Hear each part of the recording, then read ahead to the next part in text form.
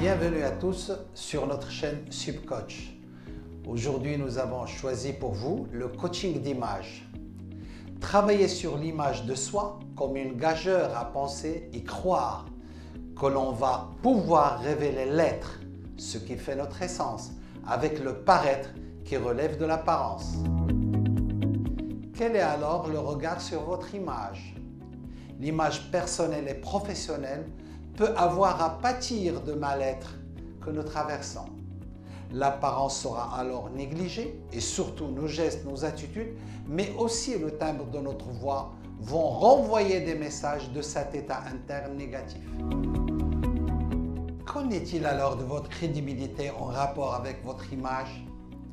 Acquérir une crédibilité plus forte et surtout une meilleure visibilité dans les regards des autres sont des données nécessaires de nos jours pour une meilleure relation interpersonnelle, mais aussi les gages d'une plus grande réussite.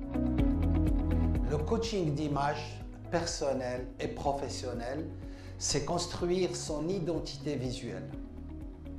Accompagner une personne volontaire et désireuse de changer pour trouver une identité visuelle qui lui convient mieux est la définition du coaching d'image. L'image que nous avons de nous n'est pas uniquement visuelle. Elle est faite de perceptions, elle-même empreinte de ressentis, d'émotions, mais aussi de défauts que nous attribuons à notre apparence et qui sont plus visibles à nos propres yeux qu'aux yeux des autres. Qu'en est-il de la perception négative de notre image? La perception faussée de notre image peut être cause de notre souffrance, de l'objectif de s'entraider par un coach pour rétablir l'équilibre entre l'image de soi et la perception que nous en avons. Quels sont les outils à utiliser par le coach dans le cadre d'un coaching d'image? Il peut utiliser en premier la Gestalt, la théorie de la forme. Dans la Gestalt, on parle de figure, forme, structure et système. La Gestalt, elle se base sur ici et maintenant et dans la responsabilité individuelle. Il faut trouver le lien de sens ici et maintenant dans son image en passant par les phases de cohérence et de congruence.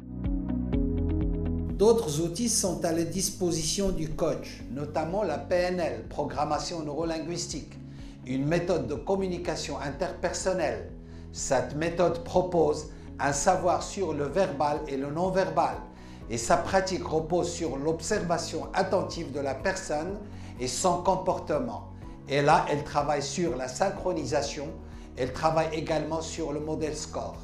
Et un dernier outil qu'on peut utiliser, et non des moindres, c'est le bilan d'image. Et là, c'est intéressant d'utiliser l'image de Boring. عزيزاتي أعزائي، شكرا لتتبعكم الحلقات ديالنا. وإلا عجبتكم الحلقة ديروا جيم وشاركونا في القناة ديالنا سيب كوتش وما تنساوش تفعلوا الجرس ديال التنبيه. شكرا على تشجيعاتكم، إلى اللقاء.